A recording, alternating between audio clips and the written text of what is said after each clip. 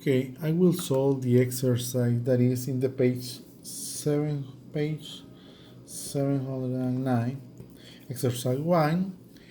Then we have the square pyramid has a square pyramid has a base edges of 5 meters. That means the base is a square. Here we have, well, this is 5 meters every side. Because it's a pyramid, we'll have this shape. Something like this is the diagram. And says, and a slant height of 3 meters. That means its slant height is not the altitude of the pyramid, is this distance that is in a side. 3 meters is here. What is the surface area of the pyramid? Remember, we have to find the lateral area, and the base. The lateral area of this figure, if we see this figure from one side, we will have a triangle with the altitude that is 3 meters, is a triangle, and this is 5 meters, is the base. Notice it's a triangle. We don't have to complicate memorizing formulas. It's 1.5 times the base of the base times 3, that is the area of the triangle, times the quantity of triangle that we have, that is 4 in this situation. Now, this is the result of get the lateral area in this one. Remember, 1.5 times 4 is 2. 2 times 3, 2 times 3 is 6. 6 times 5 is 30 meters square. Now the base, that is the other part of the formula here, is the base of the triangle that says the book that is a square. That means will be 5 meters times 5 meters. That will be 25 meters square. Now the surface area is lateral area plus the base. The surface area will be 30 meters plus 25 meters. The surface area will be 55 meters square. And that is the answer of the exercise number 1. In the next page is the exercise number 2. They say, what is the lateral area of a hexagonal pyramid at the right? This is the figure.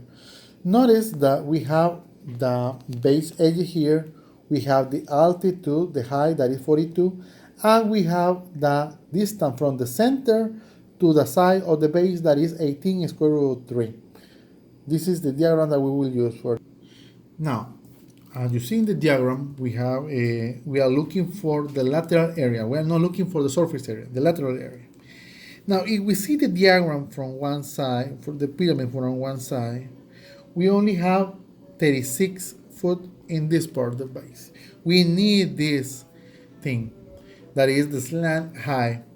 Now, if we see the diagram, the information that we have for the other side of the pyramid, we have the height that is 42 foot.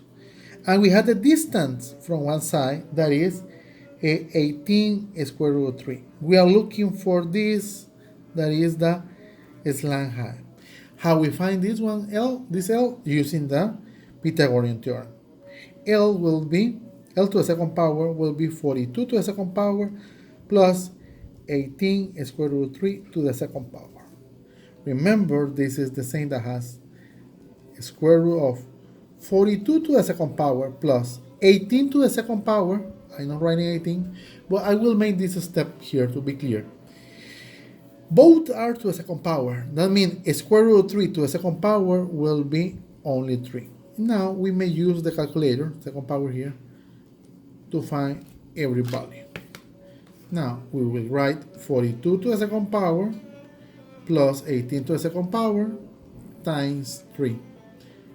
And we get the result, 2,136.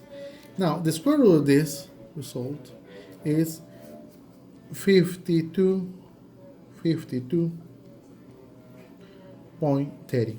So I will write it here, 52.30. That is the distance, the slant part.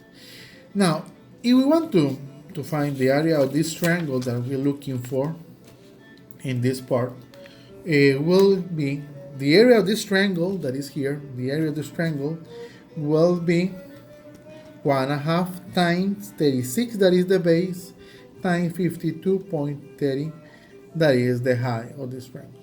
Now this is the area of this triangle that will be 946.62